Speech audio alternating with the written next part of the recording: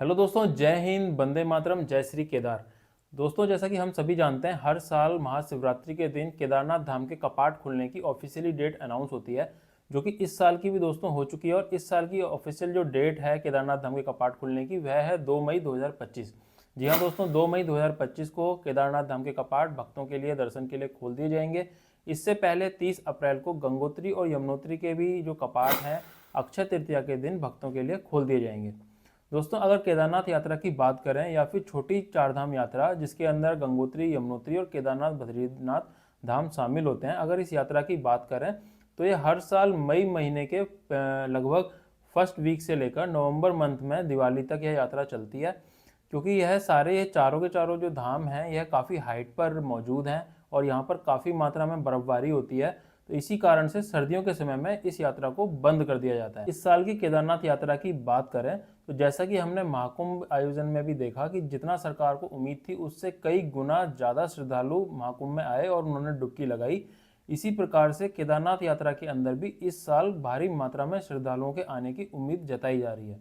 अगर इस साल आप भी अपने परिवार के साथ, दोस्तों के साथ या फिर अकेले इस यात्रा के लिए आप प्लान कर रहे हैं तो आज की ये वीडियो आप लोगों के लिए काफ़ी यूज़फुल होने वाली है। क्योंकि आज की इस वीडियो के अंदर मैं अपने खुद के पर्सनल एक्सपीरियंस आप लोगों के साथ में शेयर करूंगा कि आप इस यात्रा को कैसे सरलतापूर्वक कर सकते हैं, कैसे जाएं, कहाँ रुकें, और सारी चीज़ें दोस्तों आप लोगों के साथ में मैं इस वीडियो में शेयर करने जा रहा हूँ। तो अगर कॉम्बैट टू कंटेंट चैनल पर दोस्तों आप न्यू आए हैं और आपने अभी तक इस चैनल को सब्सक्राइब नहीं किया है तो इस चैनल को जरूर सब्सक्राइब कर लें। चलिए दोस्तों, शुरू करते हैं आज का वीडियो। तो अगर केदारनाथ यात्रा की बात करें तो इस यात्रा के लिए जो सबसे ज़्यादा कंपलसरी, सबसे ज़्यादा जरूरी चीज़ है वह है इस यात्रा के लिए रजिस्ट्रेशन।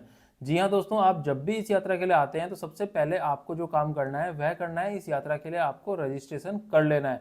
क्योंकि दोस्तों बिना रजिस्ट्रेशन के आपको इस यात्रा पर जाने की परमिशन नहीं मिलेगी। इसलिए आप जहाँ से भी आते हैं इस यात्रा के लिए रजिस्ट्रेशन जरूर करके आएँ। दोस्तों, कई बार देखा यह जाता है कि श्रद्धालु काफ़ी दूर दूर से आते हैं। हम जानते हैं कि काफ़ी सारे राज्यों से, काफ़ी दूर दूर से श्रद्धालु केदारनाथ यात्रा के लिए आते हैं और वह कई बार एडवांस में फ़्लाइट की टिकट्स बुक कर लेते हैं, ट्रेन की टिकट्स बुक कर लेते हैं, और जब बाद में रजिस्ट्रेशन का नंबर आता है तो उनको उस रजिस्ट्रेशन डेट पर, पर्टिकुलर अपनी डेट पर उनको स्लॉट्स अवेलेबल नहीं हो पाते हैं, जिस कारण से उनको अपनी ट्रेन की और फ्लाइट की टिकट्स भी कैंसिल करनी पड़ती हैं। दोस्तों, इस परेशानी से बचने के लिए आपको सबसे पहले अपना रजिस्ट्रेशन बुक करना है और उस डेट के अकॉर्डिंग ही आपको अपने ट्रेन या फ्लाइट की आपको टिकट्स भी बुक कर लेनी है। अगर दोस्तों रजिस्ट्रेशन की बात करें तो यह ऑनलाइन और ऑफलाइन दोनों तरीके से अवेलेबल रहता है। पर मैं आपको पर्सनली सजेस्ट करूंगा कि आप जहां से भी आते हैं, जब भी आते हैं, आप ऑनलाइन रजिस्ट्रेशन करके ही आएँ। क्योंकि ऑफलाइन रजिस्ट्रेशन के लिए दोस्तों कोटा बहुत कम होता है। ऑफलाइन रजिस्ट्रेशन हरिद्वार में मिलता है हमारे को करने के लिए, वहाँ पर काउंटर्स बने होते हैं। पर ऑफलाइन रजिस्ट्रेशन के लिए काफ़ी भारी मात्रा में श्रद्धालुओं की भीड़ होती है, आपको काफ़ी लंबी लाइन में वहाँ पर लगना पड़ सकता है। और जब तक आपका नंबर आता है तो कई बार देखा जाता है कि ऑफलाइन का जो कोटा होता है वह फुल हो जाता है, तो आपको ऑफलाइन रजिस्ट्रेशन नहीं मिल पाता है, जिस कारण से कई बार श्रद्धालुओं को हरिद्वार के अंदर ही 2 से 3 दिन तक इंतजार भी करना पड़ जाता है। तो इन सारी परेशानियों से बचने के लिए आप एडवांस में ही ऑनलाइन रजिस्ट्रेशन करके चलें।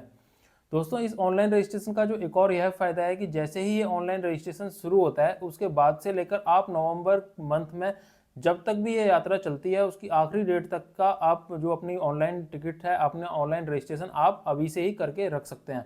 तो आपका जब भी आने का यहाँ पर प्लान बने, आप ऑनलाइन रजिस्ट्रेशन एडवांस में ही करके रख लें।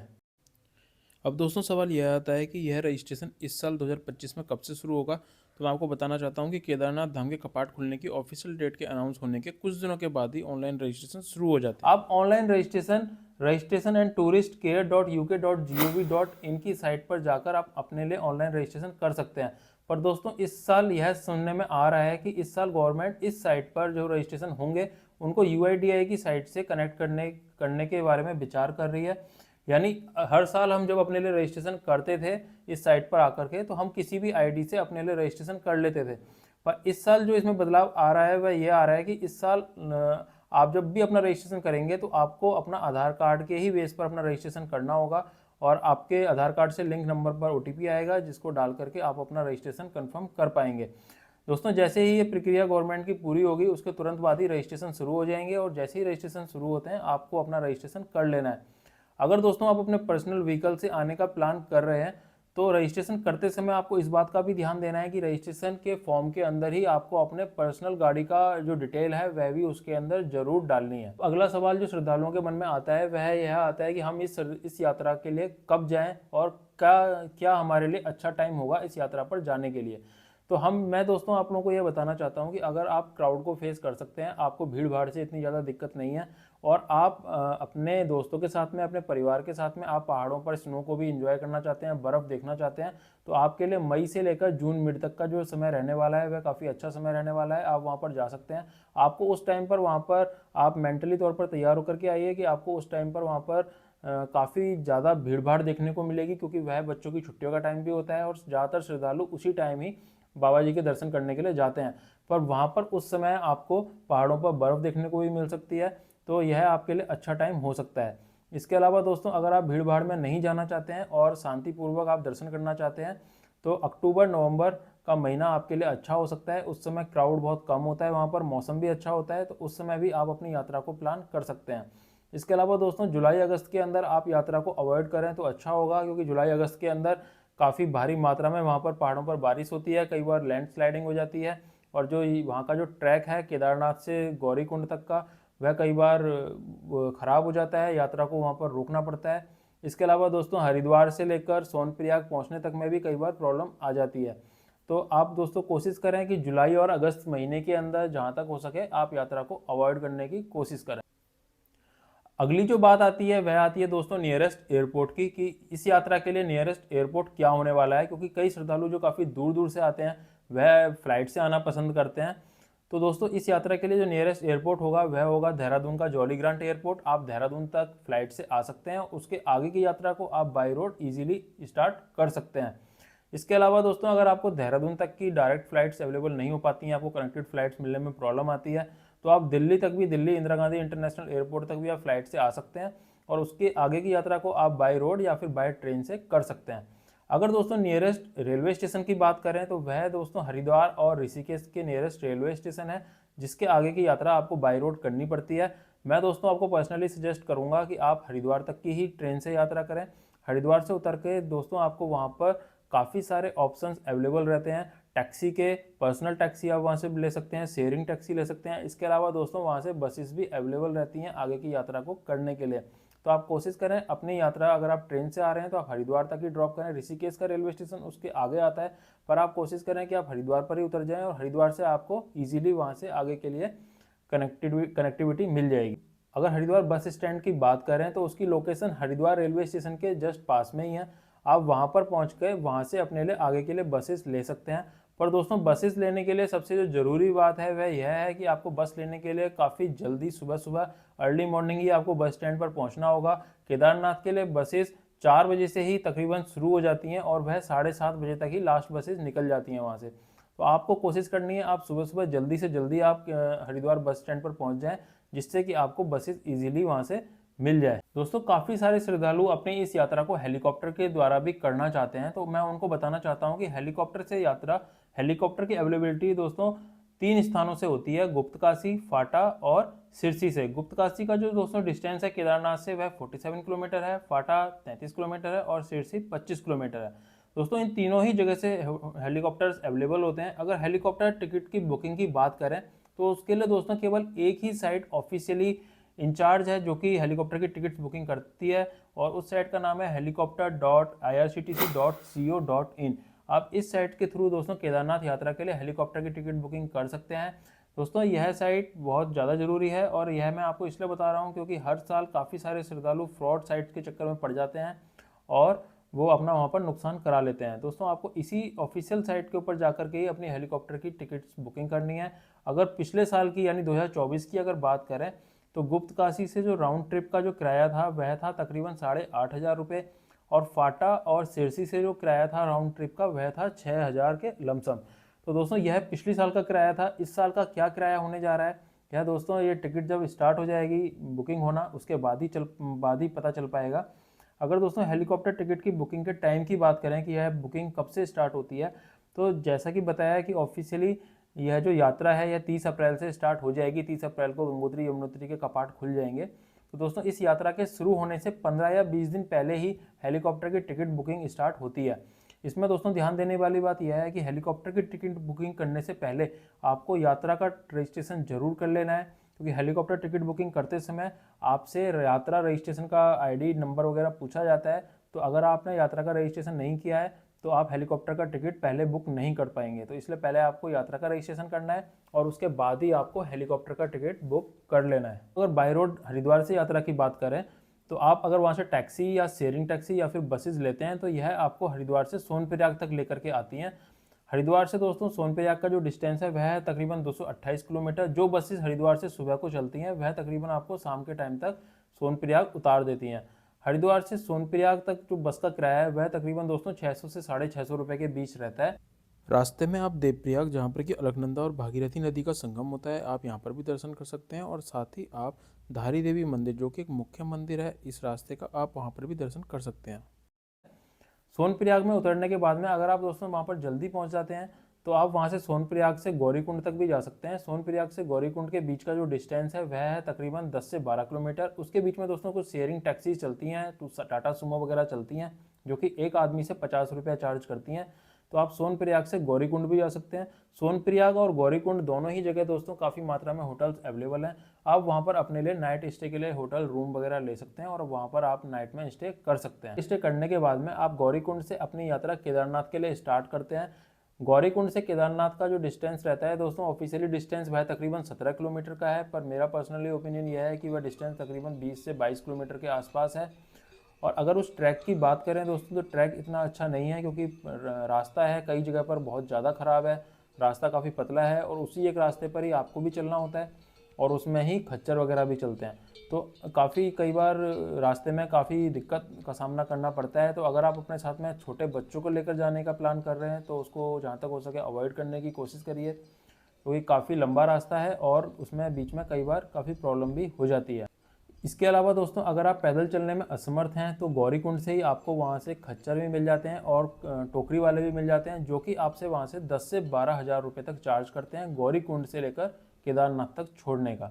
दोस्तों एक और बात जो मैं ट्रैक के लिए आप लोगों को बताना चाहता हूँ और जो कि मैंने पर्सनली खुद भी एक्सपीरियंस करी, वह यह है कि अगर आप अपनी फैमिली के साथ में जा रहे हैं, आपके साथ में लेडीज़ हैं, बच्चे हैं, तो जब हम ट्रैक से चलते हुए जाते हैं गौरीकुंड से केदारनाथ के लिए, तो रास्ते में कई सारे शॉर्टकट्स मिलते हैं जिससे कि हमारा टाइम बच जाता है और हमारे को थोड़ा कम डिस्टेंस कवर करना पड़ता है। पर अगर आप फैमिली और बच्चों के साथ में हैं तो आप ऐसे शॉर्टकट्स को अवॉइड ही करिए, क्योंकि उन शॉर्टकट्स में बहुत ही ख़राब रास्ते भी हैं। तो अगर आप सोलो ट्रैवलर हैं, आप यंग एज में हैं, तो तब आप उन शॉर्टकट रास्तों को ले सकते हैं। पर अगर आप फैमिली और बच्चों के साथ में हैं तो आप जो मेन ट्रैक बना हुआ है आप उसी पर ही रहें। केदारनाथ पहुंचने तक आप बीच में शॉर्टकट लगाने का कोशिश ना करें। दोस्तों इस पूरे ट्रैक को कवर करने में आप लोगों को जो टाइम लगने वाला है वह 10 से 12 घंटे का लगने वाला है। अगर आप लोग सुबह सुबह अर्ली मॉर्निंग आप गौरीकुंड से स्टार्ट करते हैं अपने ट्रैक को, तो आपको केदारनाथ तक पहुंचने में इवनिंग में 5 से 6 का टाइम इजीली हो जाएगा। अगर दोस्तों केदारनाथ में रुकने की बात करें तो वहाँ पर GMVN की कॉटेजेस अवेलेबल हैं। GMVN दोस्तों गढ़वाल मंडल विकास निगम की वहाँ पर काफ़ी सारी कॉटेजेस हैं। आप उसकी ऑनलाइन बुकिंग भी दोस्तों कर सकते हैं GMVN की ऑफिशियल साइट पर जाकर। GMVN की साइट पर बुकिंग दोस्तों केदारनाथ यात्रा के रजिस्ट्रेशन की बुकिंग के कुछ दिनों के बाद ही GMVN की साइट पर भी कॉटेजेस में बुकिंग स्टार्ट हो जाती है। तो GMVN के कॉटेजेस के अलावा केदारनाथ धाम के अंदर काफ़ी सारे टेंट्स भी अवेलेबल हैं, जो कि वहाँ पर क्राउड के अकॉर्डिंग ही आपसे पैसा चार्ज करते हैं। नॉर्मल दिनों में वह 400 से 500 रुपये 24 घंटे का एक आदमी से एक टेंट का चार्ज करते हैं, जिसके अंदर आप 2 लोग इजीली रुक सकते हो। इसके अलावा दोस्तों उनके प्राइजेस डिमांड और सप्लाई के ऊपर ही चेंज होते रहते हैं। अगर केदारनाथ के अंदर भीड़ भाड़ ज़्यादा है तो वे अपने प्राइस कई बार बढ़ा देते हैं, अगर भीड़ भाड़ कम है तो वो अपने प्राइजेस कम भी कर लेते हैं। दोस्तों अगर आप केदारनाथ धाम में शाम को जल्दी पहुंच जाते हैं तो आप जल्दी तैयार होकर के इवनिंग टाइम में केदारनाथ मंदिर पर पहुंच सकते हैं और वहां पर आप शाम की आरती में दर्शन कर सकते हैं। शाम की आरती दोस्तों वहां पर बहुत ही सुंदर होती है, जिसको आप वहां पर जाकर के वहां पर आप दर्शन कर सकते हैं। आरती में आप भी हाजिरी दे सकते हैं। आरती अटेंड करने के बाद में दोस्तों आप लोग वहां पर रात को ही आराम करिए, क्योंकि आप पूरी यात्रा करके आए हैं, ट्रैक को आप कवर करके आए हैं, तो आप जरूर आप वहां पर पहुंचते पहुंचते आप काफ़ी थक जाएंगे, तो आपको रात को वहां पर आराम करना चाहिए। पर दोस्तों अगले दिन आपको सुबह सुबह बहुत जल्दी ही उठना होगा और सुबह सुबह तकरीबन 2 से 3 बजे ही आपको जाकर के लाइन में लगना होगा, क्योंकि काफ़ी लंबी लाइन वहां पर लग जाती है। और अगर आप सोमवार के दिन पहुंचेंगे तो आपको लाइन और भी ज़्यादा लंबी लगी हुई मिलेगी। तो इसलिए दोस्तों आपको कोशिश करनी है कि सुबह सुबह जितना जल्दी हो सके उतना जल्दी आपको जाना है और जाकर के आपको लाइन में लग जाना है। दोस्तों जितना जल्दी आप जाकर के लाइन में लग जाएंगे उतना ही जल्दी और उतना ही आसानी से आपको दर्शन भी हो जाएंगे। अगर दोस्तों अंदर गर्भगृह की बात करें तो गर्भगृह में दर्शन दोपहर में 2 बजे तक ही होते हैं। उसके बाद में दोस्तों अंदर गर्भगृह को बंद कर दिया जाता है। शाम के समय में जो मंदिर में दर्शन होते हैं वह बाहर से ही होते हैं। बाहर अंदर गर्भगृह में शिवलिंग के पास में जाने नहीं दिया जाता है। अगर आपको अंदर गर्भगृह में शिवलिंग पर आपको दर्शन करना है, आप शिवलिंग पर आपको जाना है, तो दोस्तों आपको सुबह सुबह जल्दी ही आकर के आपको लाइन में लगना होगा, जिससे कि आपको अंदर भी दर्शन हो जाए। दोस्तों आपको गर्भगृह में दर्शन करने में तकरीबन 11 से 12 बज जाएंगे। उसके बाद में दोस्तों आपको वहां से आप भैरव बाबा के दर्शन करने के लिए जाइए। भैरव बाबा दोस्तों वहां पर थोड़ा सा और हाइट के ऊपर है। आप वहां पर जाइए और उनके वहां पर दर्शन करिए, और वहां पर आसपास का बहुत ही अच्छा व्यू है, आप उसको वहां पर जाकर एंजॉय कर सकते हैं। और वहाँ पर दर्शन करने के बाद में दोस्तों आप दोबारा आइए। केदारनाथ में जो छोटा सा वहाँ का बाजार है, आप उसको दोस्तों वहाँ पर आप देख सकते हैं। और उसके बाद में उस दिन दोस्तों आपको रात को केदारनाथ में ही रुकना होगा, क्योंकि आपको वहाँ पर काफ़ी लेट हो जाएगा और आप उस दिन शाम को वहाँ से नहीं उतर पाएंगे। तो इसलिए उस रात को भी दोस्तों आपको वहाँ पर केदारनाथ में ही रुकना होगा। दोस्तों अगर केदारनाथ धाम के एल्टीट्यूड की बात करें तो वह 11,755 फीट के आसपास है। तो इसलिए मैं आप लोगों को बताना चाहता हूँ कि अगर आप लोग किसी भी प्रकार से आपको कोई समस्या है, अगर आप बीपी के पेशेंट हैं, तो आप इस यात्रा को अवॉइड करें तो आपके लिए अच्छा ही होगा। या आपके साथ में कोई बुजुर्ग आने वाले हैं जिनको इस प्रकार की कोई सांस वाली कोई बीमारी है, जिनकी सांस फूल जाती है जल्दी, जो जल्दी थक जाते हैं, तो दोस्तों उनको इस जगह पर लाने के लिए आप अवॉइड ही करें, क्योंकि यहाँ पर ये काफ़ी एल्टीट्यूड का एरिया है और यहाँ पर कई बार इस तरह के पेशेंट्स में प्रॉब्लम बन जाती है। तो अगर आप पूरी तरीके से मेडिकली फिट हैं तभी आप इस यात्रा पर आने का प्लान करें। तो रात को आप केदारनाथ में आराम करने के बाद में अगले दिन आप सुबह सुबह जल्दी ही बाबा जी के बाहर से ही दर्शन करके आप अपनी यात्रा को वापस सोनप्रयाग के लिए आप शुरू कर सकते हैं। उतरने में भी दोस्तों आपको वापसी में गौरीकुंड और सोनप्रयाग पहुंचने में आपको शाम हो जाएगी। तो आपको उस दिन भी रात को फिर आकर के गौरीकुंड या सोनप्रयाग में ही आपको रुकना होगा। गौरीकुंड और सोनप्रयाग में आने के बाद में दोस्तों नाइट में आप वहाँ पर ही स्टे करिए, और अगले दिन आप सुबह सुबह वहाँ से आप अगर बद्रीनाथ जाना चाहते हैं तो आप दोस्तों बद्रीनाथ जा सकते हैं। और आप अपनी अगर यात्रा को खत्म करके आप वापस हरिद्वार आना चाहते हैं तो वहाँ से आप वापसी के लिए आप हरिद्वार भी आ सकते हैं। टोटल टाइम की बात करें तो आप हरिद्वार से जाएंगे गौरीकुंड, उसमें आपको पूरा 1 दिन लग जाएगा। गौरीकुंड में आपको नाइट स्टे करना होगा, गौरीकुंड या सोनप्रयाग में। नेक्स्ट डे आप अर्ली अपना पैदल यात्रा वहाँ से आप स्टार्ट करेंगे। उसमें दोस्तों आपको दूसरा दिन पूरा लग जाएगा केदारनाथ पहुँचने में। तीसरे दिन दोस्तों आप केदारनाथ बाबा के दर्शन करेंगे, वहाँ भैरव बाबा के दर्शन करेंगे और वहाँ पर ही आप रात को रुकेंगे। और चौथे दिन दोस्तों आप वहाँ से केदारनाथ से उतर करके नीचे आएंगे, आप सोनप्रयाग या आप गौरीकुंड में पहुँचेंगे। आप इवनिंग टाइम तक वहाँ पर पहुँचेंगे और आपको रात को वहाँ पर ही आपको स्टे करना होगा, चाहे आप गौरीकुंड में रुकें आप सोनप्रयाग में रुकें, क्योंकि रात के समय में आप वहाँ से ट्रैवल नहीं कर पाएंगे। नेक्स्ट डे दोस्तों आपको फिर सोनप्रयाग से 5वें दिन आप सोनप्रयाग से चलेंगे और वापस आप हरिद्वार या ऋषिकेश पहुंच जाएंगे। तो दोस्तों इस पूरी यात्रा में अगर आप कंटिन्यू रहते हैं और आप केदारनाथ के अंदर एक ही दिन रुकते हैं तो आपको कम से कम 5 दिन का समय आपको पूरा लग जाएगा। दोस्तों उम्मीद है कि केदारनाथ यात्रा को लेकर आपके सारे डाउट्स इस वीडियो में क्लियर हो गए होंगे, पर अगर अभी भी आपके मन में कोई भी क्वेश्चन है केदारनाथ यात्रा को लेकर के तो आप कमेंट सेक्शन में पूछ सकते हैं। मैं उनको रिप्लाई करने की पूरी से पूरी कोशिश करूंगा। दोस्तों केदारनाथ यात्रा पर आप जरूर आइए, काफ़ी अच्छा लगता है। केदारनाथ धाम पर पहुंचने के बाद में वहां पर पहुंचने के बाद में काफ़ी एक अलग प्रकार का अनुभव होता है। दोस्तों आगे भी केदारनाथ यात्रा से जुड़ी अपडेट्स को जानने के लिए और ऐसी ही यूजफुल इन्फॉर्मेशन को पाने के लिए आप कॉम्बैट टू कंटेंट चैनल को जरूर सब्सक्राइब करिए। मिलते हैं ऐसी नेक्स्ट इंटरेस्टिंग वीडियो के अंदर, तब तक के लिए जय श्री केदार।